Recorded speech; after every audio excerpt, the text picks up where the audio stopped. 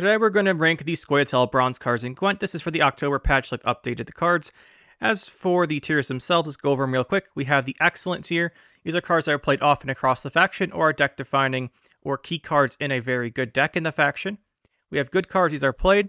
They see play in the decks that are pretty good, but they don't define those decks, and they're not like the cards you see everywhere in the faction because they're more niche than the other ones above, or they're not quite as good as the ones above them.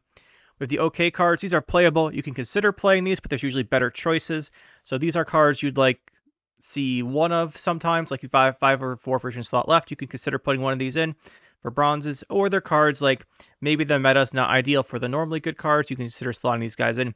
We have niche cards. These are rarely seen, but they have their moments. These aren't necessarily weaker than the OK cards. These are very, very specific cards that in certain situations are really good, but those situations are too rare, for example, for them to be as considered to be like in this tier. These are also important cards, like key cards or deck defining cards, and not as great decks or weak decks. With weak cards, these are not generally played, but they could be with a buff. These are cards you probably wouldn't want to. You'd probably want to avoid these ones, but sometimes if they got buffed, you'd see maybe they could be pretty good. We have bad cards. These are terrible. They definitely need buffs. Don't play these. And then we have the meme cards. These are completely unplayable other than for fun, and usually they can't be saved with buffs. So that is the tier, or those are the tiers, I should say. Let's get in here with the first card, which is going to be not Price of Power. I think I did that before. You said everything. But the Abandoned Girl is going to be our first card here, if we know how to spell anything. So, how are we misclicking so much? Anyway, Abandoned Girl. So, 4 for 4. It's got Order, transform into a young Dryad without changing power, and gain Vitality with the number of Dryads in this row. It counts itself, so it always gives you at least 5 power for its Vitality, because it'll take at the end of your turn. Generally, this is only really played if you want to play a Saskia Commander deck and want one human bronze to get pulled out. Overall, the Dryad decks themselves have much better ways to do Symbiosis, so it doesn't see play in that. The only time you really use it is like I said, the only really reason you play this is to have a target that's a human for Saskia Commander, if you want to pull her out. So generally, I'm going to say she's weak. She's not played at the moment. The value's just not there compared to the other engines for Symbiosis. Next up, we have Antharian. Now, this is the very important card for Harmony, as it's a 5 for 5 with Harmony in order give another unit Harmony. And this is really strong because it gives out essentially 2 points per turn once you've got both Harmonies ticking. It is vulnerable to lock because it's locking both of those if you lock it prior to the order. And the Infuse can also be locked or purified. But generally, this is probably the strongest Harmony engine in bronzes. Overall, I think it is pretty solid. Harmony is not a great deck, I don't think, at the moment. So I'm going to put this guy in okay. I'm going to put it in good because it's pretty good in Harmony. It's probably the best Harmony bronze. You want to see this thing. You've got your Harmony long round. But other than that, like, it's not on top tier. It doesn't define Harmony. And Harmony's not that great. Next up, we have Backup Plan. So this is an interesting one. I have to refine our filters again in a second here. But first, we have Backup Plan. So it's a 5 provision tactic. Notable that's a tactic. Damage the last unit played by your opponent by 2 and create a bronze elf with a deploy. That was not in your starting deck. So since it wasn't in your starting deck, you can't like make extra copies of something you already have. But most of the time, this will make damage. It's pretty often that it'll make a damage. I'm not going to go through all the choices right now, but generally this card is pretty good. It's 2 damage plus the elf will usually do like maybe 2 damage as well. Usually you see this with Sim Loss to play double copies, because that way you do 4 damage to the last thing they played, get 2 elves out that can do more damage or something.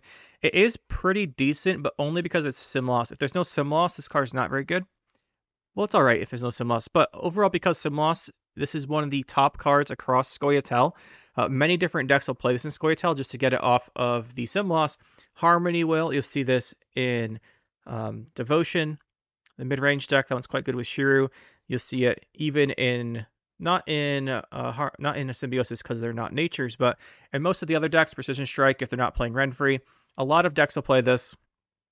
Traps. So it is very good. I'm not going to stick in Excellent because it's just carried by Sim Loss. Pretty much every bronze is good when you play 2 of it at once, but it is a good card. Next up, we have the Elves. So I'm going to reset this real quick here. We are in Scoia'tael here. I also made a mistake earlier because I was going by alphabetical, and I accidentally had the alphabetical set to I saved the cards alphabetically. Well, I saved the cards, separated them by faction. And I accidentally had them set up so that I like SK, ST, you know that, and I almost did Skellige before Scoia'tael because the abbreviation is alphabetically first, but it is not. So if we go to Dolbothana, we have, oh, that one's not Dolbothana. That one's Blue Mountain or something. It would help if we could pull it up that way. Yeah, it is Blue Mountain. Blue Mountain Elite. So it's 3 for 4. Range, deal damage enemy by 3 if it's the only unit on this row. Very specific. 3 damage is okay, but there's way better 3 damage options. This is awful. Like, even if you get the 3 full 3 value, it's only 6 total points. This card is really, really bad. Just the only time you see this is because sometimes off of backup plan, this is a playable option because the 3 damage would be useful in that situation. Anyway, next up, we got to reset this, whatever. So next up, we have Bountiful Harvest. So at 5 provisions, Bountiful Harvest will create a bronze Scoia'tael elf. Then, depending on the position, boosts left, right, or middle unit in your hand, or left, right, or random unit. So if you pick the left of the choices, it'll boost the leftmost unit in your hand. Pick the right of the choices, it's the rightmost. And if you pick the middle one, it's random. There's a bunch of choices here. You can see the elves you can get. Well, some of the elves, at least. Those are the Dolbothana elves. I guess the website hasn't updated. It originally only gave you Dolbothana elves. I guess it still only shows those. Then it was nerfed by making it have more variety. Anyway, at 5, it's decent hand buff. It gives you some points in your hand. It creates elves, which can be all right. The most valuable thing on this is just that it's a nature card, so Symbiosis plays it. Because it's in Symbiosis, Symbiosis is pretty solid. I'm going to give this one a excellent. I think it is really good in Symbiosis. At 5. But you are just playing because it's a nature. I think we'll put it down here. Yeah, it's not key to Symbiosis, but it is definitely in there. Yeah, I'm going to stick it here. I'm a little happy with that. Next up, we have Broccolon Sentinel. This isn't, or Sentry. No, it's Sentinel. 2 for 4. Deploy damage to enemy unit by 2, and death will summon all copies from your deck. This is a thinning choice that does do 2 damage. We cannot talk about this card without the Precision Strike Leader, though. The Precision Strike Leader ability does 3 damage, and then the last charge will play the Sentinel. So since the last charge of Precision Strike plays the Sentinel, this card will always be at least good because of that. So this is Precision Strike. You have to play this in Precision Strike. It's almost, it's deck, I will say it's deck defining in Precision Strike. You can't play Precision Strike without this. If Precision Strike Renfrey, the Dragons is a good deck. So I'm going to stick this up here. It's completely integral to that deck. You have to use it. But outside of Precision Strike with the leader, this card is bad and don't use it. But we have to consider the leader when making this list. Next up, we have the Adept here. So the Cat Witcher Adept, 4 for 4. Deploy melee, give an enemy unit bleeding to the number of units on its row, and range, give an allied unit vitality. So this is actually surprisingly good. Surprisingly good. I'm going to say he's pretty good. Yeah, so the thing with the Cat Witcher Adept is obviously if you're row stacking a lot, which Symbiosis does, mid-range Devotion does, you're getting a lot of units out and get a lot of vitality. The reason that this is actually pretty good is Frog Mating Season, specifically Double Frog Mating Season off of Philavandrel, is really popular, and that's a very strong play. It's a good tempo card, and those frogs will trigger this vitality really quickly. Like if you give out like 8 vitality, it'll go away in like 3 turns. So it actually is worth a lot of points, and the bleeding can offset opponent's vitality. Overall, this is a pretty strong card in those decks. You do see it in pretty much every Devotion deck. You see it in some Symbiosis decks. The Devotion mid-range, I should say. I'm going to put this.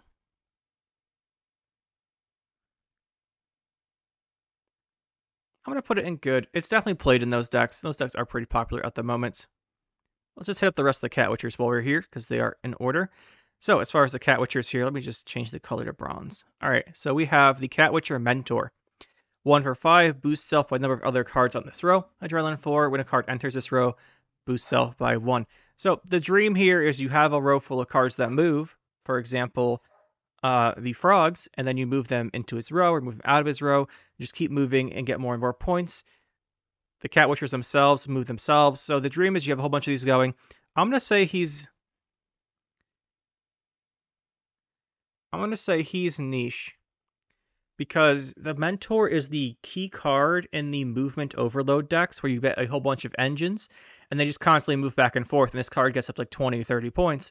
However, that deck's not really that great and it's more of a fun deck than a competitive one. So I'm going to stick him in niche, but he's very important in that deck. If you're playing the Movement Overload deck, he gets so many points because you have like 4 or 5 Cat Witchers moving, you have the Matrons moving, you've got all kinds of stuff moving, and he just gets so much value there.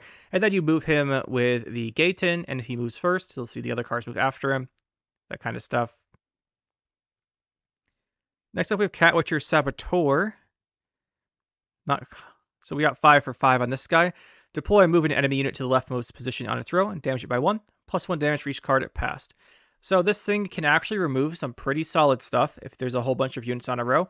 But this is generally only played with Milva Sharpshooter and her control decks because of the extra damage. You can control the damage to make sure Milva can kill it off. The movement gives you an extra ping damage from Milva that you can death blow with her order. So I'm going to say this card is pretty niche to the movement. The Milva Sharpshooter decks aren't the best decks. There's much better control decks and Ren-free dragons and just Precision Strike with waylays and no dragons. So really this card isn't really played outside of the Milva Sharpshooter deck, but it's a good card in that deck. Yeah, I'm going to say this card's pretty niche. And obviously, like, it's very niche because your opponent has to have a lot of units for this to be good, too. All right, get into the Cat Witcher. Let's speed these up a little bit here. Its card is actually pretty decent. It's 4 for 5, and it moves and does a damage, something on its row, and then Adrenaline 3 does 2 damage. This was nerfed from Adrenaline 4 at some point, I believe, but this card does do the damage. If you're playing a deck that's Saskia Commander, it's a fine inclusion. If you want to run one Witcher, that's not the Adept, although I think Adept's more popular at the moment for that. And just overall, again, this is a very key card to the movement deck, so let's go in here with these guys. But this card is actually kind of playable outside it as a decent option. Like Harmony, you might play like a Witcher or something. I'm going to stick it in okay. You can play it in other decks too, but generally it goes into Harmony. It's got the movement deck. You can play it.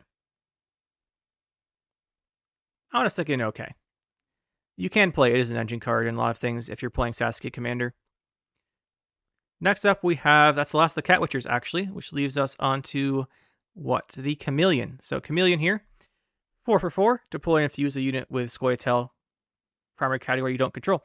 This essentially just means your Harmony will trigger every time you click this. It does reduce its base power by 1. This is a priority target to kill for the opponent's decks. It's going up here with the Antharian. If your opponent doesn't kill this, it's going to trigger all of your Harmonies 3 times, which is really good. That's a lot of points. So it's actually a good card in Harmony. I don't think Harmony is the best deck at the moment, but I think it's better than like the Movement Overload and stuff. Next up, we have an interesting one here, just on here because of its tag, Circle of Life. So it's 3 for 4. Well, the 3 is 3 damage. It's obviously special. It's in nature. 3 damage, boosts a random non-neutral in your hand by 2. And then Death Blow boosts a non-neutral hand in your hand instead, so you get to pick one. Now, overall, 3 damage on a 4 with 2 hand buff. Hand buff is a form of carryover, so that's not too bad, but 3 damage is not amazing. The only reason this is played really is because it has the nature tag, although sometimes you'll play this in Devotion just because you have a limited supply of cards. I'm going to say it's okay. I do think you play this in all the Devotion Symbiosis decks, but really, generally, I think non-Devotion Symbiosis is better. And they don't play this because they have access to Fog and Frost instead, I think. So I think this is an okay card. You can play it if you're playing like Devotion or something. Obviously, if you're in Devotion, anything with damage becomes more premium. You can move this up priority. I think it's generally okay, though. It's in those decks, right? It's not the card you want to play. You play it because you have to play it. And I guess we'll count Cleaver's Muscle here. It is technically playable in Scoia'tael. 6 for 4 with a shield. This is just not... This value is not on point. This is really bad. I will say, though, this is an interesting one. I think I'm going to stick it down in meme. So the reason this card is in meme tier, let's go back to it, is it is a point slams card that is 6 for 4. That is bad value. You want your point slams to be 7 or 8 at least here. Probably at least 7 on a point slam, probably 8 like Fiend. So this is really not cutting it at the moment. Oak Critters, by the way, if you're in Devotion, is a 10. Yeah, this is the dual faction card. I think I mentioned that. It shows up as only Syndicate here, but it's definitely Scoia'tael as well. So, and then the 1 power on the shield, 1 extra value you get with the 7th one is that the shield takes a ping. This value is not there, and this card can't be buffed because of Cleaver, so it's going to stay at this forever. Sometimes you see it off of some kind of create card where it's the highest point slam, but generally you just don't want to use this ever in your own deck.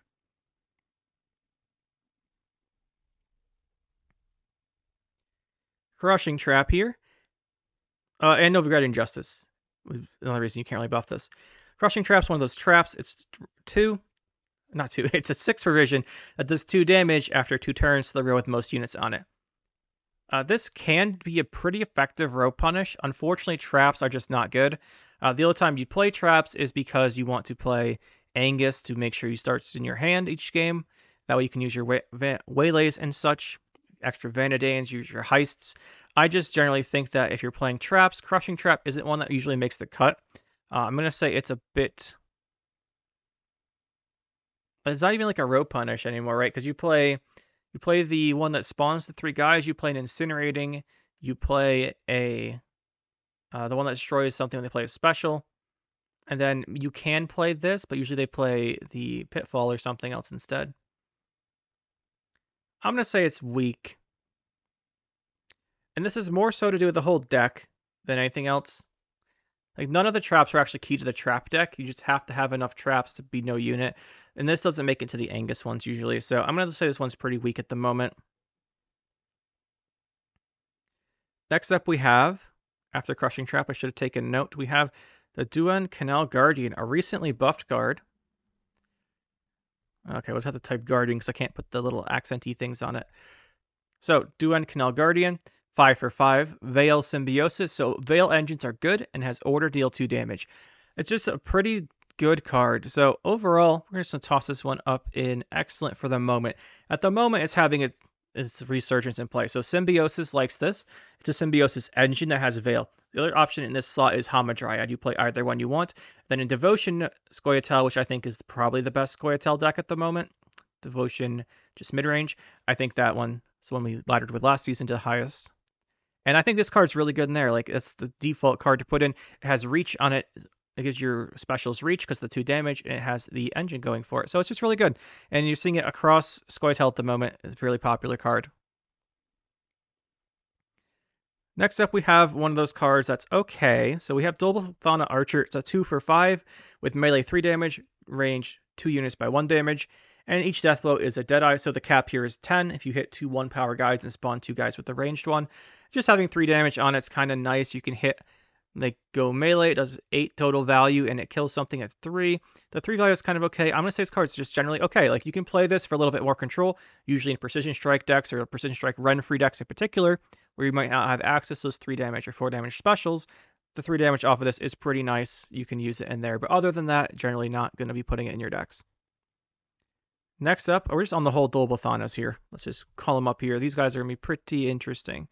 So I think the next one is the Bomber. 2 for 4, damage 2 random enemies by 2. This is just not good value. Again, total value is 6. It's random targets. 2 damage isn't really enough to kill anything other than a Necker. So this is just going to go in here in the bad. A lot of the elves are going to fall in here just because you can make them off of the backup plan, and the Bountiful Harvest means they sometimes see play, but you never actually run these in any of your own decks. That's not true for this next one, though. The Bowman's actually pretty solid. It's a 4 for 4, so already a much better body, and it does the damage to a unit by 1 for each row it separates it. So the maximum here is 3 rows if you're ranged in their range for 7 total value. That's actually pretty good, and 3 damage is pretty good. 7 for 4 with 3 damage is pretty good. So overall, this card is actually good. You see it opted into the mid-range decks. The run-free decks, we don't have the specials. And just if you're not playing those cards, this is a really great inclusion. Get you reach on your other cards. If you have orders out or whatever, it's just pretty good. Next up, we have the Sentry. This is the movement-based card, so it's a 4 with 1 armor, 5 provisions. Whenever an enemy moves, damage by 1, melee, and range is whenever an allied moves, you're boosted by 1. Again, this is pretty obviously when I talked about the Engine Overload deck. This fits in every single movement-based deck, but it sees play outside of that because you can play a small movement package with Saskia Commander. You can play Saskia Commander, 2 of the Catwitchers, 2 of this, 2 Matrons, and call it day for a movement package. That's not that common anymore. You usually see other packages that much, so I'm going to leave it in the niche for now. But in Guerrilla Tactics, for example, it's still not really played there because there's only 3 movements on the leader. And generally, you're going to put this in the movement overload deck more so than anything else. But it does see occasional play outside of that with Saskia. But I think Catwitcher is more common than it in the faction overall. It's almost up in the okay tier, though. Next up, we're going to go into the Dryads, I think. And I'll set Dolbothana Sorceress. Dolbothana Sorceress is the last one here. Second to last. So Sorceress of Dolbothana. That's why. Alphabetical. These start with Whisper and Sorceress. Okay, so we will go on into the Dryads here. So Dryad, we will begin here with our Enchantress. So Enchantress is a 3/4 with Symbiosis. Nice to have the tag on it. And it has melee, get 4 armor, or range Vitality 4. The Vitality 4 is almost always what you pick, unless something is in danger of dying. So maybe they're playing like Northern Realms with engines out that do damage. You could consider the 4 armor. But generally, this card is played as a 7 value if Vitality goes off, Symbiosis engine.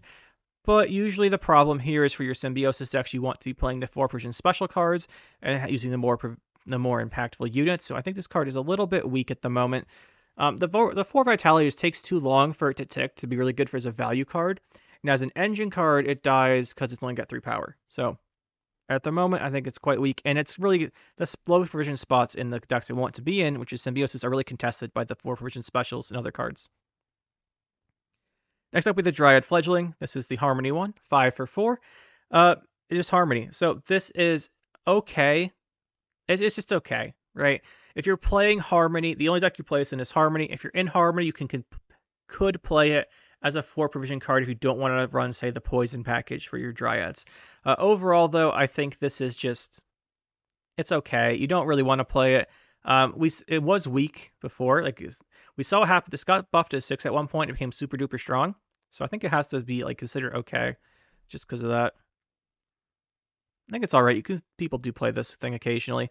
Next up, we have the Dryad Grovekeeper, 4/4 with Vitality 2 and Bonded Vitality 4. So this is the bonded payoff. It is nowhere near enough payoff, and it takes time. Most of the bonded effects give you more value. The problem with this is it gives you more value over time, so the immediate impact is just the same. It just has more turns of vitality. This is really bad. Like it's just that it gives itself the vitality and stacks it up too high. Like this doesn't have the point value on it when it comes down. 6/4 is really bad. 8/4 is good, but after 4 turns, that's a little bit too long. This really to be considered that good. Next up, we have the Matron. So another movement card. End of your turn, move self to the rightmost position on the row and boost the unit to the left by 1. So it's a 1 point per turn engine as long as there's something being played on the row or moving itself. Really great in the engine overload decks, kind of like the story with these guys. Right, same idea here. I think it's up here with Catwitcher though.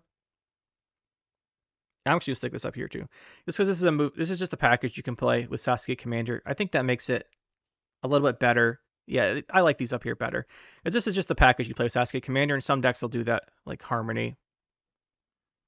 Next up we have, this one's next. Dryad Ranger, 4/5 with Harmony, has melee 2 damage, range poison. We did a long time ago a video on this card when it was trash, and suggested this change actually. I don't think they got the suggestion from us, but it's a natural suggestion. It used to be combined, not separated, for the damage and poison. But overall, this is a good Harmony card. Harmony's not a great deck. It's not terrible though. Like it's not terrible. I think this is a good card. It's one of the cards you always play in Harmony along with these. Like these are the main Harmony cards, right? You kind of fill in the rest. And outside of Harmony, it does have poison. So if you're playing a poison-based deck, usually you're going to play Harmony for that, just because you extra tags and engines and stuff. But generally, like this card is not too bad. Next up, we have Dryad's Caress. This is a nature card. Unlike some of the other natures we talked about, this one you definitely want to play when you have it in your deck. So purify an allied unit and boost it by 3. If you have a Dryad, give it Vitality 3. So immediately it's 6/4 value. Obviously, if you're playing natures, you get for any of these natures, you get 1 extra point here. This is especially true of this one. It's just solid value, 6/4, plus the 1 point on the leader spawn. This is specifically for Symbiosis, loves this card. And then also the Vitality goes on things like Hamadryad and trigger Phyrexian. This has a whole bunch of uses. And overall, this thing's just pretty good. It's actually just like pretty good. And the fact that you have Purify, you can use Purify to remove statuses on you, which is pretty true when you're playing. The Symbiosis actually tend to go pretty tall, so being able to remove poisons and such is pretty good. This is actually pretty good. Next up, we have the Berserker. Dwarf Berserker, 4/4 with 3 armor. Barricade at the end of your turn, damage an enemy by 1, and then damage self by 1. Or self by 1, then an enemy. So as long as it's got armor, it's removing an armor and damaging an enemy. It has 7 total value on it, if you can see by here. And the fact that if you add more armor to it, it just keeps doing more damage is pretty great. I'm actually going to stick this up in Excellent. This is one of the most common cards across the entire faction. You see this thing all the time. The only decks that don't love this are pretty much Symbiosis. A lot of the other decks will at least consider playing this. It's really great in the Ren-free Precision Strike decks love this. Dwarves love this.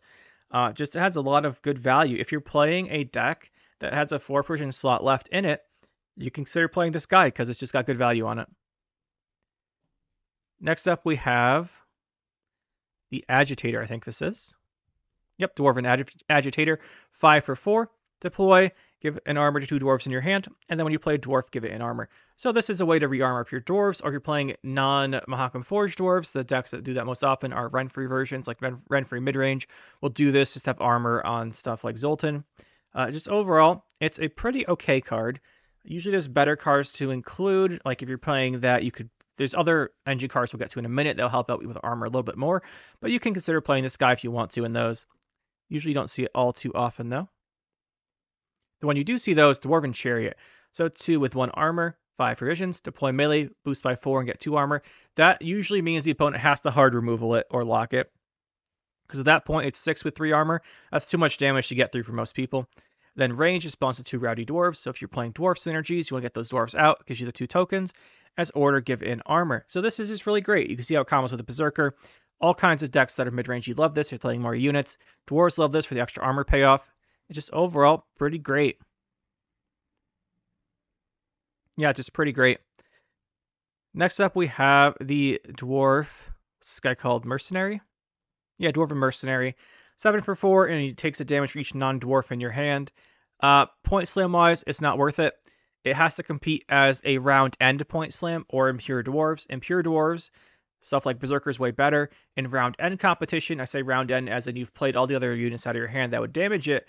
You would much rather play another payoff card to take advantage of it being played last. So this is just a little, this is just weak at the moment. At 8, I think it might actually be considered. It got a power buff. Next up, we have another guy here, the Dwarven Skirmisher. 1 for 4 does 3 damage, and if the target survived, it gains an armor, and then Barricade, 3 damage. So a total of 7 damage on this guy. It's got 4 provisions. 7 for 4 is pretty good, especially considering 6 of it is damage. You can use setup for 3. Like, you get 3 damage setup here. That's amazing. Obviously, the opponent could ping the armor off or kill this, but generally, just this card has insane removal value for a bronze, and it's really, really good. All right, that should do it there for the dwarves. Now we're on to the Dual We did those. What are these guys? Elven, Deadeye. So, Elven, Deadeye, we'll be making them off of this Neophyte. So, this Scoia'tael Neophyte here has 2 for 4. This one's a little out of alphabetical. Sorry, I must have entered the cards wrong here. So we have deploy spawn base copy of the row and order transform another card into a Deadeye. So usually the best value you're going to get here is you're going to transform. You're going to play this, get 2 of these. You're going to be playing usually an Angus deck with this, and then you're going to transform into like a 4-power Deadeye. You could just do 3 if you're not playing Angus, but really you're going to use this in Angus unless you're getting it off of one of the other create cards. And we're not really considering that. We're considering this card as a whole. So just on its own, this card on its own in the decks it goes in. And the decks it goes in, it is pretty decent because you're going to play it in the Heist Waylay decks as a Waylay payoff. Because what the Waylays, not the Waylay payoff, as a Heist payoff. Because the Heist can't replay something that was played the same turn. However, the spawned copy of the Neophyte wasn't played that turn because it wasn't played, it was spawned. So you can just spam out the Waylay, the Heist on this. If you have 3 Heists, you can do this way to get points out pretty quick. So it is played in those decks.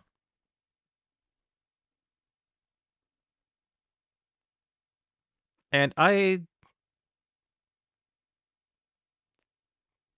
don't know what's because at 3 power here. So it definitely has 2 power. I'm sorry about this. This image is wrong. What happened here is in the game files where I got the images from, there is just an Elven. There's a couple of cards that are duplicates of cards in the game, like working titles for the cards, and this is one of them. I must have deleted the correctly named one instead of this one. Sorry about that. So this guy does definitely have 2 power. Keep that in mind, as we can see here. But that is why that's messed up. I apologize for that. Next up, we have the Scout. We have the Elven Scout here. 4 for 4, whenever an allied trap is triggered, boost self by 4. Engines and traps don't really combine well because the opponent generally is going to have removal. The removal in a trap deck can't hit the traps. So what are they going to hit with their removal? Your one Scout. So really this card is pretty weak. Trap decks, no, it's bad. Traps decks don't play this. They don't want to do this thing. It takes too long. Like if you play traps, you're alternating this with traps. It's just not great. Yeah, it's just not great. Traps would rather do something else, like do heists on the card we'll get to pretty soon instead. Next up, we have the Elven Scribe. So 4 for 4. When you play a special, remove a counter. Counter 3, boost self by 6. This guy's going to go in niche, and we'll talk about why in a second here. So it's theoretically 10 for 6. The issue here is it takes a couple turns to get there unless you're playing Alzur. And the Alzur deck, this guy's actually pretty good because it gives you 10 points on your guy. The other thing is in decks that play 2 at once, like you could go like Call of Forest into Simloss. Really the issue is just that the competition for the 4 provision slot in those decks is very, very high. So this card doesn't really make the cut most of the time, but it does have good value. So for example, in Alzur, where you're not trying to fit in 4 provision natures for you doing Symbiosis, this card can actually be a pretty decent consideration when you bring back Orbs of Insights, and it's actually pretty decent in there. So for that reason, we're going to put it in niche, but it does have its moments. 10 for 4 is pretty darn good. Next up, we have the Elven Seer. So this is a 4 for 5. Whenever you target this with a bronze special card, spawn and play a copy.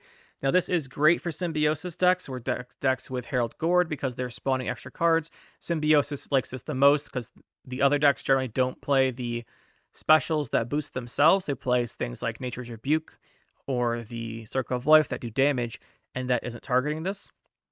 So generally this card doesn't see much play outside of either the Symbiosis or decks specifically want to run this. The big one that you can do here is you can do Armorer's Workshop on this, and then get more Armorer's Workshops. They'll be at 3s because they'll have a previous Armorer's Workshop in your graveyard. This card has a lot of applications. I'm going to not say it's niche. It has enough applications to not be niche in my mind, and people do occasionally play this in just Symbiosis, but it is also really good in some other decks like the Armor and the Dwarves for like the Armorer's Workshop like I talked about. So I think this card has more uses than just being niche. I'm going to say it is pretty good in the decks it goes in. It is deck defining for some weaker decks. So I'm going to consider that here. I'm just going to put it up in good, I think. It has considerations in a lot of different stuff.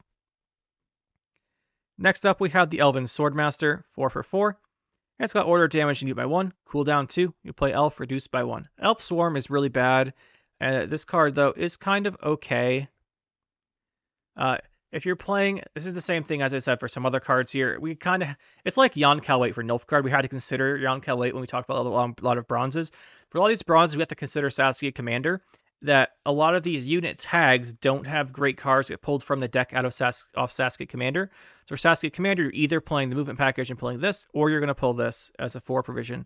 So it gets played there. But other than that, you don't really see it. I think overall it is still pretty weak, though. I think I'm going to leave it in weak, just because this is the better package to be doing, and pulling these guys' range is better than having this, I think, because you can also just play the Purify guy. So overall, I think this card's a little bit weak.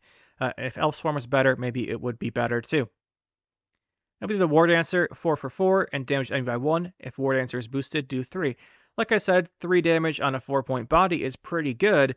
This requires it to be already boosted. However, the only deck that really plays this is going to be the hand buff decks. In hand buff, this card's pretty solid, I would say, just because you want to take advantage of stuff being boosted in your hand.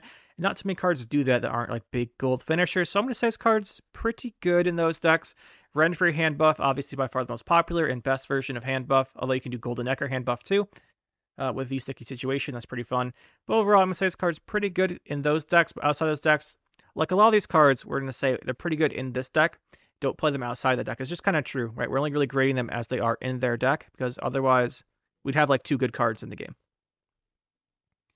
Next up, we have Farseer. So Farseer is one I'm going to have to rate niche, I think. So Farseer, 5 for 6.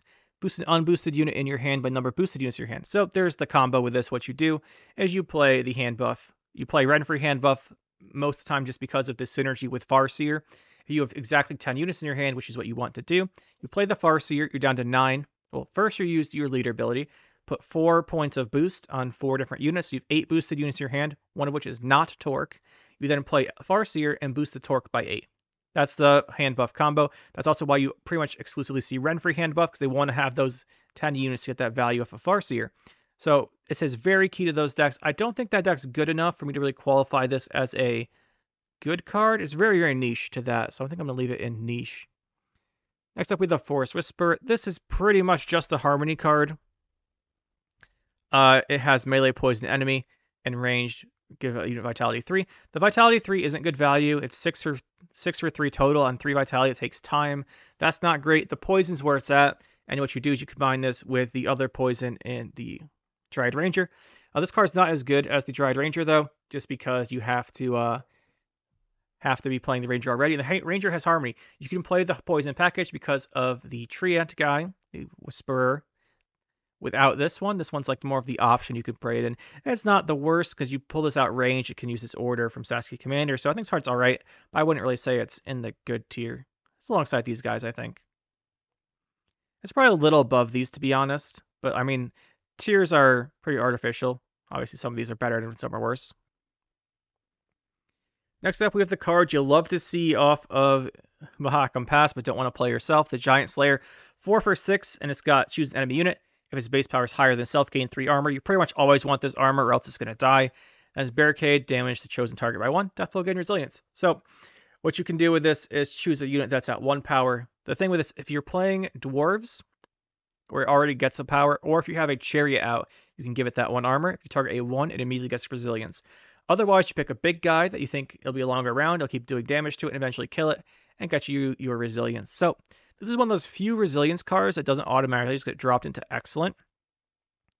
I think this card, just because like it's pretty answerable, and a 4-point resilience for 6 provisions is good, but it's not as good as other ones. Like you have the Spoon Lady, whose name I just forgot all of a sudden. That can be 6 for 6. It's more resilience carryover. This is very specific. It can be purified. It can be locked. Usually the opponent will boost up the guy you're targeting. I don't see this ever played outside of Mahakam Pass, so it's going to go in weak for me. It's, I think, just too expensive for people to really consider playing, but they love to get it off the Mahakam Pass. Next up, we have the what's this guy called? The one that spawns the Deadeye. Half-Elf Hunter.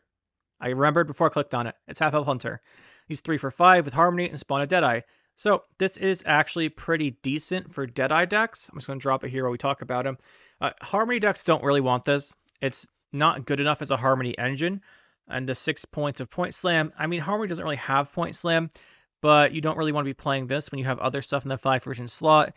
And 5's kind of expensive. You're usually saving that for your Saskia Commander package if you're playing the movement ones, or your Antharians and stuff. Harmony has a lot of provisions tied up in high provision cards, so you can't play too many 5s, so you like 4s. But overall, this card's like decent enough if you're playing a deck that wants Deadeyes.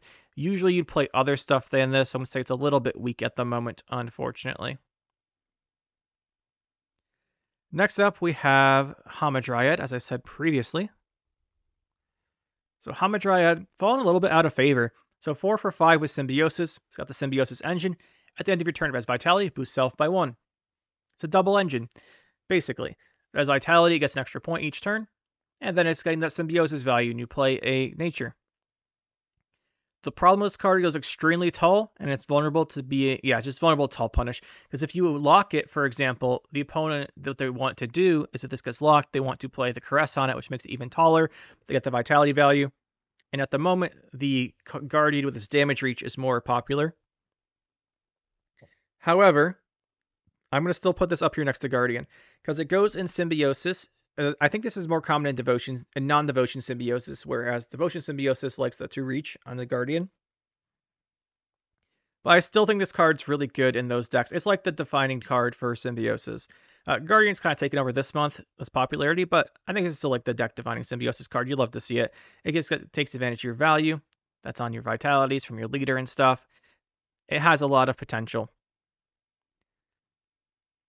Next up, we have, is this the, this is the healer. The Hawker healer? Yeah, Hawker healer.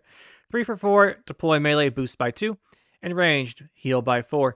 Now, unlike a lot of elves, which at one point got a bunch of tags added, so at one point a bunch of the elves got like bandit, soldier, whatever, so they can trigger certain cards like the harmony scenario more often, things like that. This one didn't, and it's just terrible value. 2 points of boost. I mean, who are we kidding? 5 for 4 with 2 boost. Ranged heal 4 is so specific that the unit has to have 5 base power to heal 4, and there's very few Scoia'tael units that have high base power. So this card is really, really bad. Next up, we have the Hawker Smuggler. Pull up the Hawkers. So we've got the Smuggler, 5 for 6. It's a hand buff engine. Then you return and boost the unit in your hand by 1. It's a hand buff engine. It's going to go in niche, I think, along with Farseer. Farseer is far better of a card for the hand buff deck than this one, but you kind of have to play both because they both do hand buffing. You don't have to play this, but I mean, usually you do. But yeah, and the same thing we're going to toss in there is going to be Hawker Support. It boosts a unit in your hand by 1. If it's already boosted, it gives it 3. So you put this on your Torque. It gives you out 6 points of hand buff. That's pretty nice. It's just like a hand buff card. It's decent hand buff. Hand buff's not the best deck. Next up, we have the Seize guy. Hostage Taker. 4 for 5, seize an enemy unit who's 0 or less power, and transform it to a Deadeye without changing its power, and it increases by 1 for each trap. Now, obviously, you have to make a deck for this guy. I'm going to put him in niche, but you have to make a deck for this guy. Obviously, it's very specific. You could just play him in regular traps, but what you want to do is play a deck based around playing things like Yorvith, stuff like that, to play traps multiple times, and then you play this guy, and then you do the heist on it and capture a bunch of like big enemies. And it's actually a really interesting deck. It's just not that good. It has really high ceiling though, so this card's absolute key to that deck. It is the heart and soul of it, and it's a pretty funny deck to watch get going, but generally the deck's not that great. Next up, we have Incinerating Trap. This one we'll talk about a little bit more here, actually. So this is 5 provisions, and it does 5 damage for your opponent plays a unit, or Spring does 3. So 5 for 5 damage is pretty standard on a lot of specials, but usually some kind of upside, like the Death Blow on Nature's Rebuke. However, in this case, you don't get to target the 5 damage. It's just proactive. What the opponent plays next takes the 5. Kind of like the Nilfgaard Soldier, the Heavy Cavalry. But the fact that this is a trap means you play it in Angus because it is the cheapest trap for those decks. So I'm going to put it in good. It's not actually good as a card standalone, which is, again, this tier list is how the cards are played in the game, right? They're how the cards are played in the game. Are they good or not? Like this guy with the other hand buff card for a moment here. But yeah, I think I'm going to put an okay. No, you know what this is true. This fits the niche category. It's only played because you use it with Angus because it is a trap. Outside of that, you never play this except in actual traps. And unlike this, you do definitely play this in there. I'm going to say it's niche just for that. You don't really want to play it in the deck. You just like have to have it. Next up, we have the Defender. I think we'll go to Mahakam here. Mahakam Defender, 4 for 4 with Barricade, gain a point each turn. So it's a 1-point engine. This thing's okay. Usually, even in Pure Dwarves, you'd rather play Berserkers or something than this, but it does give you a little bit of engine potential. It's just like, usually the engine potential on this thing isn't worth you don't rush to put this in your deck, right? You've better payoff cards in Dwarves than this. This is a proactive card, but there's generally better 4 Persian cards in Dwarves, like the Berserkers, like the Skirmishers, and like the one we'll get to right here, which is Mahakam Guard. It's a 3 for 4, and it boosts itself by the number of allied dwarves on its row. So you're playing pure dwarves, you got 8 dwarves out, this is an 11 for 4. This is really good. This is one of the reasons you like your dwarf spam. I'm going to put this in good.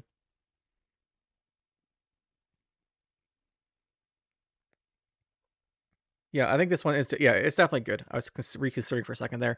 But yeah, you like pretty much always play this in dwarves. You get a whole bunch of points off of it. Dwarves are pretty decent deck. I'd say they're better than some of these other ones like Harmony, but you know, it's pretty good. Next up, we have Mahaka Marauder. It has vitality equal to a unit's armor. It gains it, and Barricade boosts by self instead. So this is pretty limited to exactly the dwarf decks, although you can technically agitator this and use it outside of Mahakam Forge dwarf decks, although no one really does that. You can. Yeah, you can do that, but rarely this is played for the Armorer's Workshop Simloss combo. Simloss into Armorer's Workshop. Even on Elven Seer, you'd like to see it on Elven Seer. And then you go bam, bam, bam. You've got a whole bunch of armor out there. Click this guy out there. Click the guy with the most armor. He gets like 10 extra points, 15 extra points. A big finisher in that deck. I'm going to say he's okay. Generally, those decks want to play Dennis instead, as it gets double boost on it, and you don't really need the defender you don't really need this guy and the Dennis most of the time, but you usually will play both because you might not draw the other one. That deck's not the best deck, but you can't just consider this as a regular old dwarf card, which is why I'm going to put it down in okay instead of niche, because dwarves do sometimes play this just because they have a lot of armor. Next up, we have the Volunteers. 4 for 4, and if you control a dwarf, summon self out of your deck to this row. Boom, straight to the top of the tier list. This card is amazing. It thins your deck. Most 4 Vision Thinners are just insane. The fact that he acquires a dwarf, who cares? Because unless you're playing something like Natures and Symbiosis, you're going to have enough dwarves. If you're playing Sasuke Commander, you might not either. But across the rest of the faction, you see this thing all the time. It's pretty easy to fit in like 2 Chariots or just like 2 Berserkers. And the Berserker's a great one because it has armor, so it's hard for them to remove. So it's going to stick around like this, and you throw in the dwarves. You see that all across the mid-range decks, Renfree decks. Really popular. Next up, we are going to go on to making a bomb. Move a unit and give it 4 bleeding, or 4 damage if it's the only unit on its row. So it has some movement, has some damage. It's a bomb, so it goes with the Bomber, Madak, and his Sapper boys. Also can go with Milva. I'm going to say this card is pretty okay. I'm going to say it's good. The bomb decks, the reason you play Bomb Scoia'tael, like you play either Bomb Scoia'tael or Bomb Nilfgaard most of the time, right? The reason you play Bomb Nilfgaard is because you can make more sappers because they're soldiers. You play Bomb Scoia'tael because you have making a bomb as an extra bomb. It's really just helpful for that, and you got like Precision Strike, some extra damage stuff to go along with it. So I think making bomb is pretty good. Also goes in the Milva decks. Yeah, I'm gonna give it good. It's pretty good in those decks.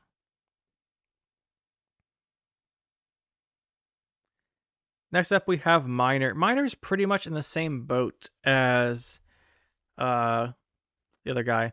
So 4 for 4 with order boost by 2. That's not great, and if the target's a dwarf, get 4 armor. That is pretty great if it's on Berserker.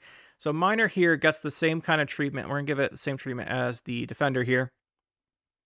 So you can play this. Its protection is good on a dwarf, but generally for dwarves, you already have this is the problem. You have so many good 4 Persian dwarves already. If we take a look, right? Volunteer, Berserker, Skirmisher. It's already 6 4 Persian dwarves. You're probably playing guards. You have so many 4 Persian dwarves, it's kind of hard to justify running. Well, not justify. You already have enough 4 Persian cards that you don't need more low provision cards to fit these guys in. So what ends up happening is usually you pick between like a Miner or between like a Miner and a Defender for your last slot or something. So they're both kind of okay for that reason. They're not terrible. You can consider them, but usually like there's the core dwarves get picked above them. Dwarves just have a lot of 4 Persian cards. Doesn't mean these are necessarily bad. Next up, we have the Naiads. We have the Fledgling. 4 for 5. Whenever your Symbiosis is triggered, give unit to the left Vitality 2. In order, remove the Vitality and boost self by the same amount. Now, for both Naiads, we'll consider that they are in Symbiosis, remember, which means they're going to be infused by Aquin every game when you play these. So they are going to trigger immediately. And considering this, I think these guys are quite good. I'm up here by Hamadryads. They actually might be even more deck-defying to Hamadryads for Symbiosis at the moment. Just because these guys trigger, they give 2 points per turn to Vitality. That's really good. You can get more than 2 points a turn off your Tempest turns and stuff, then eat the points right away. The fact that it can consume the Vitalities to boost itself right away is actually really good. So this card is super good. Next up, we have the Naiad Pawnkeeper. Same thing, it's going to get its infused right away. It's going to got nerfed from 5 to 4. And it's still really good. It has damage in any unit by allied Treant's power, then reset the Treant or infuse Symbiosis. Usually you want to use the damage. This thing can get as much reach as your Treants get big, so it's great when you boost your Treants to like a Dryad's Caress or something. You don't need the Purify. Then you can hit something down and kill it. Just overall, pretty good card. I don't think it's deck defining for Symbiosis, but it is way up. It's definitely really good. Like, it's really good for the deck. You can function without, like, you can play like one of this if you're really desperate for fitting in the natures or something, but usually you do want to play it. You would never really consider cutting these. I guess this and this are like interchangeable. You're playing, at the moment, I think you're playing Guardian, and you're playing Guardian mid range. This, I think you play more in the non devotion ones. Next up, we have Nature's Rebuke. Nature's Rebuke's good. It's your 5 damage special. It's a nature, so you get extra trigger off of some of the leader of the Nature's Gift, and he has Death Blow boost the Treant by 2. Not every deck plays the Treants, but those that do get the extra 2 points. Overall, this is at least good. How do we think about this compared to the other 5 damages? I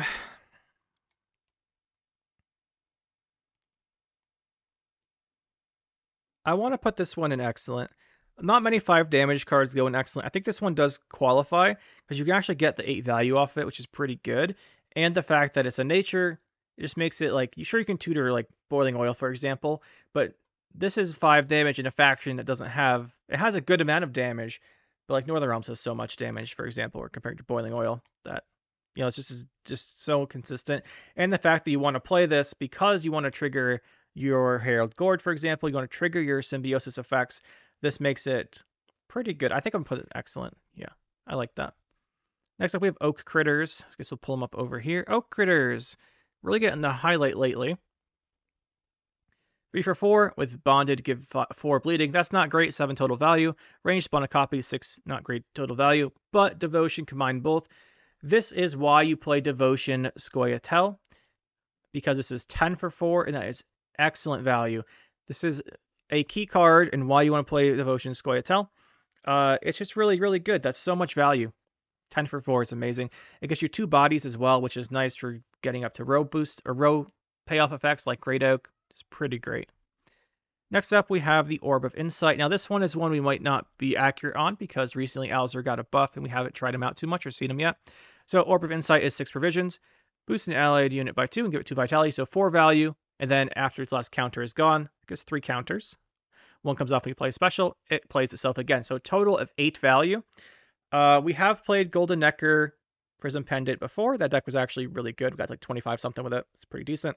But nowadays, I think with the Alzur buff, we haven't tried it out. So to be honest, I will just go off of what I know of the Alzur deck from before and say this card is a niche because it defines that deck. You play Alzur, trigger the counters to pull these out of the graveyard and get them all at once. That deck wasn't amazing. It wasn't very good before, but I'm gonna leave it in here. It's super key to that deck. I'm gonna leave this in here for now. I haven't tried too much with the buffed Alzur. Keep that in mind. Next up, we have Panther. Just good old Panther. So deploy 2 damage, melee, range, 4 bleeding. 5 value with 2 damage is really bad, like we said with some of the elves. 4 bleeding is not, it's pretty bad too, because it's not point slam and takes a lot of time. It's just bad. It's really bad. Unfortunately. I think this card was 4 base power. You might see some play though. Next up we have Pyrotechnician. Another one of those 4-person dwarves. Like I said, they have a lot of good ones. So 4 for 4 with 2 armor and order damage of random enemy unit and self by 4. So he takes 2 damage because he's got 2 armor most of the time, and you do 4 damage. You open around with this, and the opponent's like, well, I can't play my engines. Well, that's annoying. This card is actually really good. I'm not going to say it's an excellent tier. I'm going to put it in good alongside this guy. Not every deck wants to play this, but you can play this in like Devotion to get access to a 4 damage. You can play this like a Renfree deck to get access to 4 damage. And you just play this early in Dwarf decks. You usually get 8 value out of it, or at least 7 value because it's extra armor. But overall, it's a pretty good option to play for a Dwarf. I think it's better than these because usually the control is more useful than having like these guys. Next up, we have the Neophyte. We already talked about the Neophyte. I accidentally put the wrong one on the spreadsheet. I didn't think I had this other one here, so we'll just drop him in. Make a quick edit.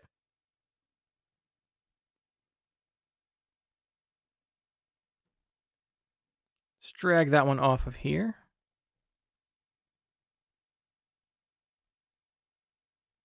Am I blind? Must be. It was pretty early, right? It's like around here. There he is. Let's take that one out of here. All right, we fixed the tier list. Now we have the correct neophyte on here. I swear I didn't see him before. Next up, we have the Vreeheads. Probably saying that wrong. Vreeheads. I don't know how to say this. It's probably right. So we got Brigade, 4 for 5, 2 damage. And whenever it's moved, do 2 damage. This used to be like a payoff to extra guerrilla tactics charges, and you can move this every turn with Melina. Just that's not usually the best thing. I'm gonna say this card is okay. Is it okay though? No, it's probably going in weak. It's the value is really how many times you have to move this for it to be good. It does 2 damage on deploy. You have to move this at least 3 times for it to be really good. You move it twice, it's 8. No, if you move it twice, it's 10, right? That's 2 damage right away. You move it twice, it's 10. Usually, like the best thing to do with your movements though is to like set up things like Brayhen or Shiru with the leader charges because they do damage. I think this thing's a little weak at the moment. You don't even see it play in those decks. Next up, we have Sorceress. Sorceress is an interesting card. So she has Order, create, and play a Bronze Scoia'tael special with provisions equal to or less than its power. So you buff it up, and it plays bigger cards. Obviously, you can see where this is going. Hand Buff loves this card, but it's not only playable in Hand Buff. This card can do a lot of stuff for you in Alzur decks by making extra cards. You can make extra Orbs of Insight. But really,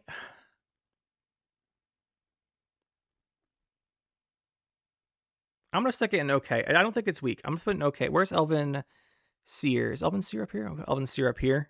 Oh, that's right. It goes in the armor decks. I'm going to say this card's all right. You can do some good stuff with it. You can make extra copies of specials for like your natures. Like make extra natures with it. You can buff it up with like a Guerrilla Tactics if you're not going to use your leader charges offensively. You can use it to trigger stuff. It's like use it to trigger stuff. It's good value. If the order goes off, it's good value. Let's go with that. I think overall you can consider playing it, especially in Symbiosis. You can if you don't like this one, or for example, or something. But I think it's a little too easy to remove outside of Hand Buff. And Hand Buff, it's pretty good. Hand Buff's not that strong though, which is just getting it out of the niche tier. I think I'm happy with it there. The removal is really why this stays here, because the opponent doesn't have to kill it for it to lose value. If they damage it below 4, you can't make a special off of it. Next up, we have Tempering, the worst of the natures in my opinion. So it's 4 provisions, boost unit by 5, it's dwarf gain 2 armor. Dwarves don't want to play this, they want to play their 4 provision dwarves, which as we looked at before, there's a lot of good ones there, they don't want to play this. Natures doesn't want to play this because it's not great value, you'd rather have Caress for the Purify and the Vitality synergies, you'd rather have the damage off of something like Circle of Life. This is the only one that really just doesn't get play. I'd hesitate to put this in meme.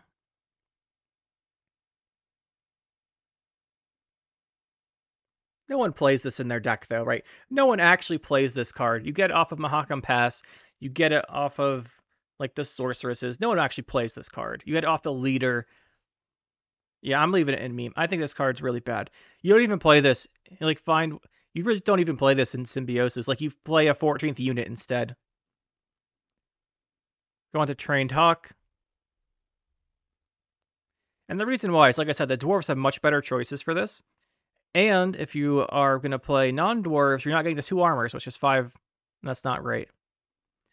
So Trained Hawk has Harmony, melee 2 damage, ranged move. The access to the move is kind of nice. The 2 damage is whatever. Usually that doesn't help too much, but it has Harmony.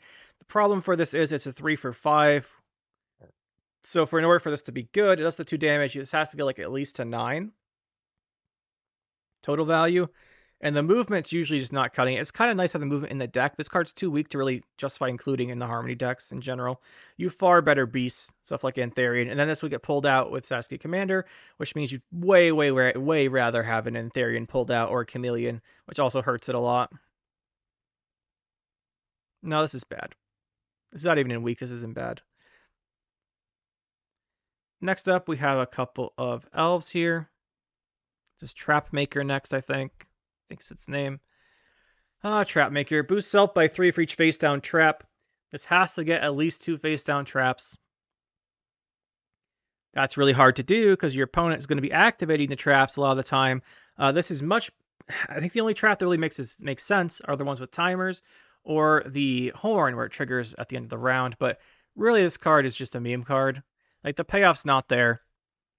8 for 4. If you have two face down traps, it's way too hard to do, and it's too inconsistent. Like in a short round, it's 2 points. It's not gonna no. Next up, we have Trickster.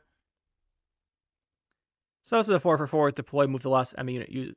Move the last M unit play to the other row and give it infused. Every opponent plays an elf, damage self by 1. So since this is a deploy, it gets infused prior to this coming down. It immediately takes 1 damage.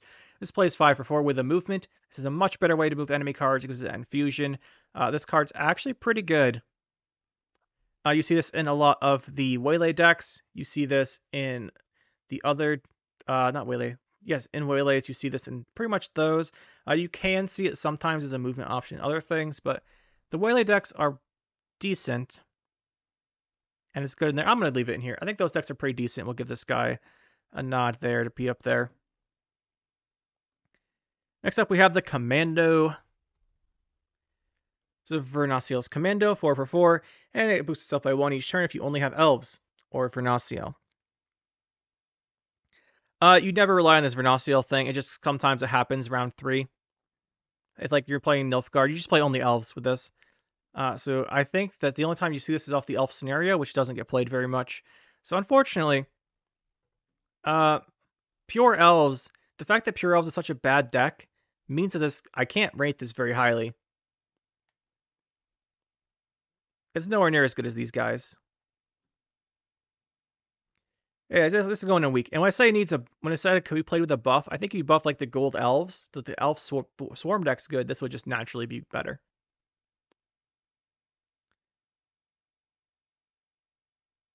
I did the thing again. Let's do the edit here. We have the fake Freehead Commando in here too. This guy. I have to go through these again next time. I'm sorry, guys.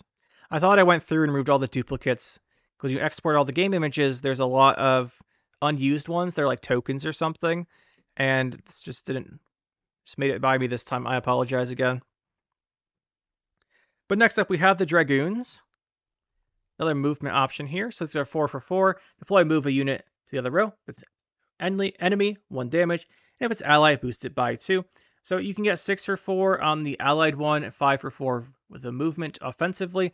The thing is, most of the time, if you want to be playing a movement deck, you're going to be playing Guerrilla Tactics, and that does the same thing. You don't really need this. Yeah, and if you're playing a hard movement deck, there's better movement options than this. You can slot it in there, but usually you don't need to. I think this card is a little bit weak. It's not even an okay, right? Because if you wanted to slot in a tech for movement, usually you're going to put in Trickster because you're playing like an elf deck or something, or just kill the target. This is only better. This is only better than Trickster if you're playing movement on your own cards. Because with Trickster, it's always doing that 1 damage and moving the opponent's card, and then it has infuse. So if you're playing any more elves, it's more value. This is just not as good. Next up, we have the Officer. This is a more interesting one.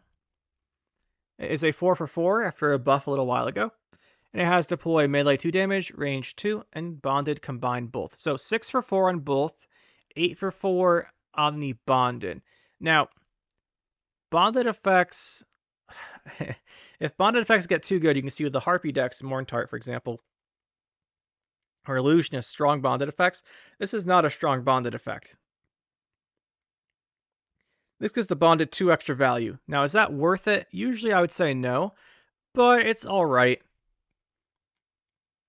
Really, I don't see many people playing this, but it's not the worst thing out there.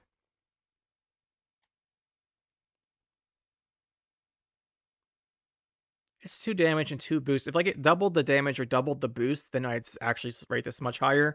But since it doesn't double them up, it just gives you both. It's not nearly as good.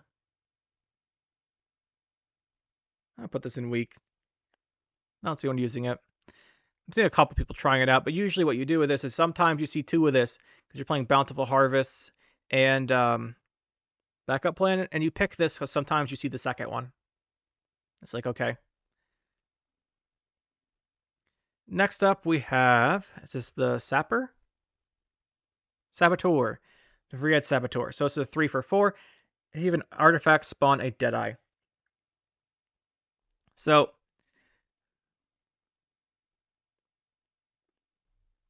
talk about it. So spawning in a Deadeye is not too bad because there are Deadeye-based decks. The Deadeye-based decks, though, generally want to be playing Heist and not the artifacts. However, they do have some traps. That being said, they don't really want to play this as one of their 4 precision cards. They'd much rather play something else like the Bowman or the Trickster.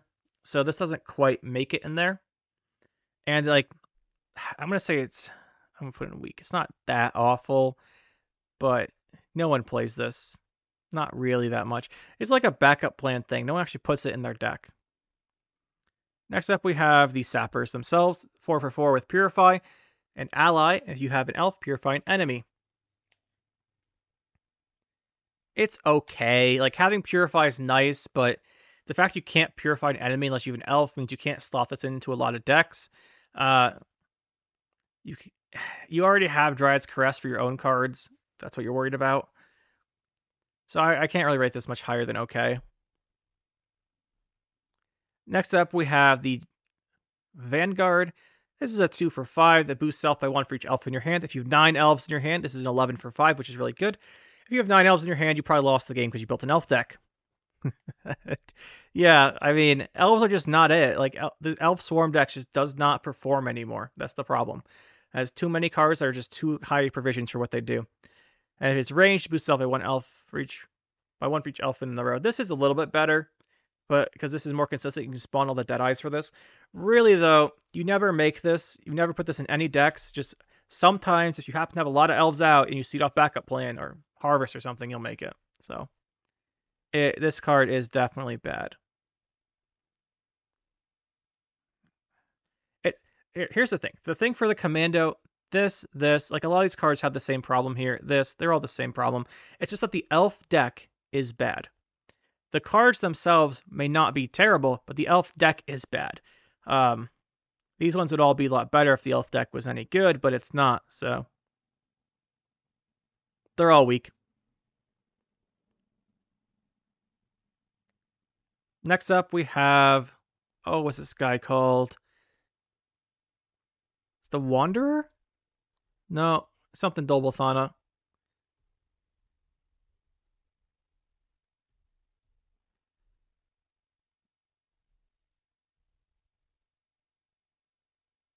This is the other bonded card. What is this thing's name?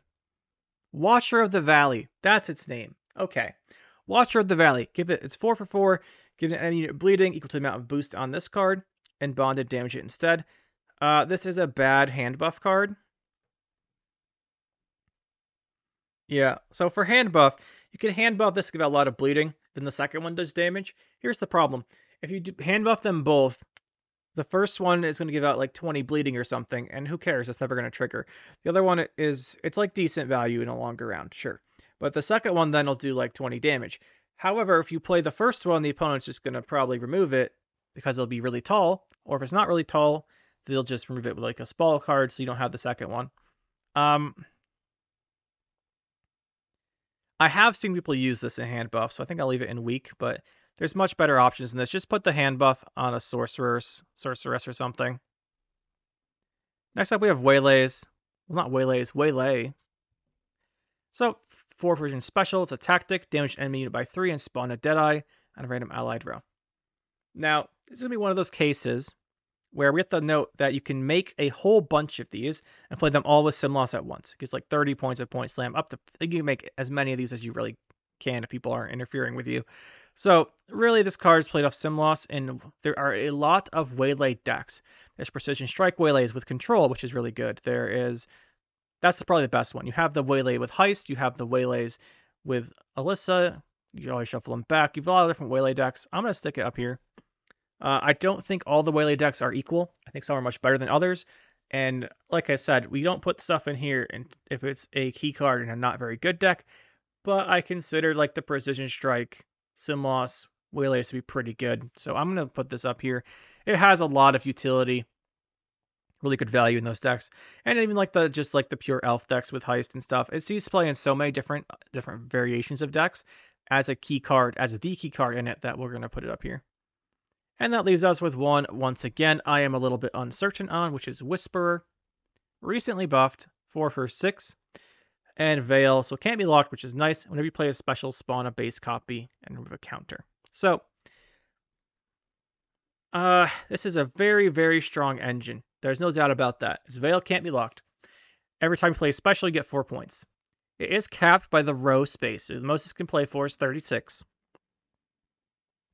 It plays for 36, you're usually super happy. You can also combo with this. So what you can do with this is you can play this off a special that then triggers your Orbs of Insight and then spawn a whole bunch right away. I used to do that with Prism Pendant and such in that kind of deck. I think it recently got buffed. I haven't tried it out yet. I haven't tried this out yet, but I think the buff makes it pretty... Where's the Alzur Orb of Insight? It's going next to Orb of Insight. It's niche. I think it goes in those. This I think I'm pretty happy with. Let's take a look at the whole list here. This could be much higher, but I haven't seen anyone playing Alzur really, so we'll see. Yeah, these all seem pretty good to me.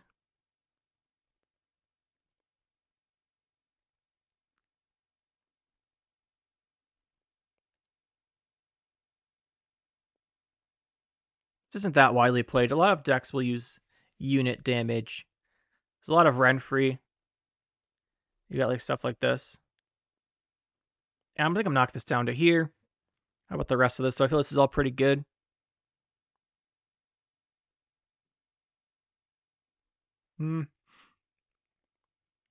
This one's I'm a little uncertain on.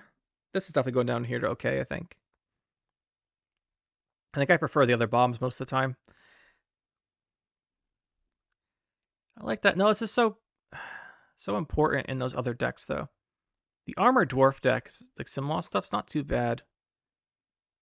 Yeah, I think I'm happy with that.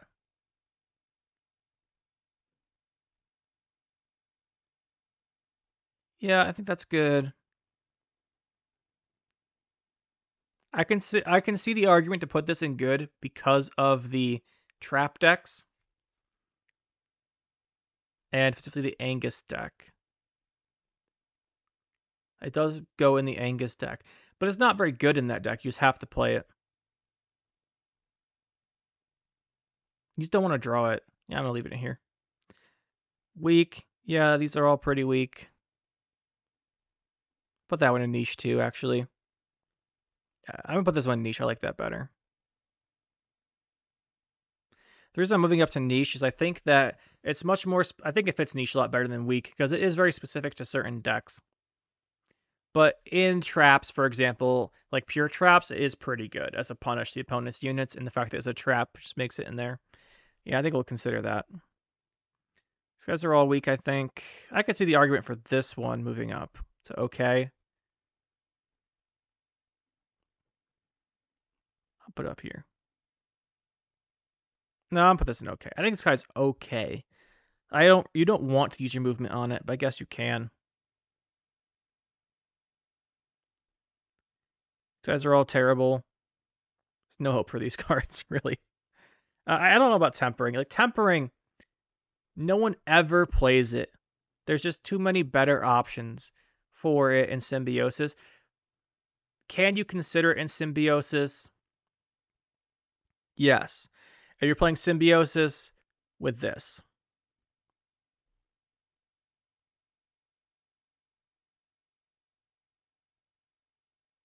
It's not really a meme card, let's be real, because you can play it in Symbiosis.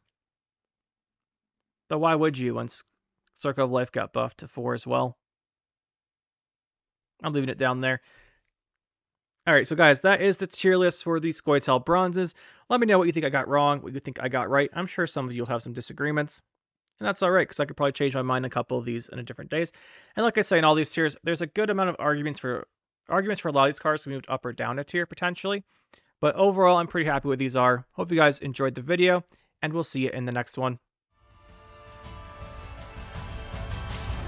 That'll be it for this one, guys. Hope you enjoyed. We'll see you next time. Make sure to hit that like button and subscribe to the channel for more. And you can check out some more videos over here. and thanks for watching.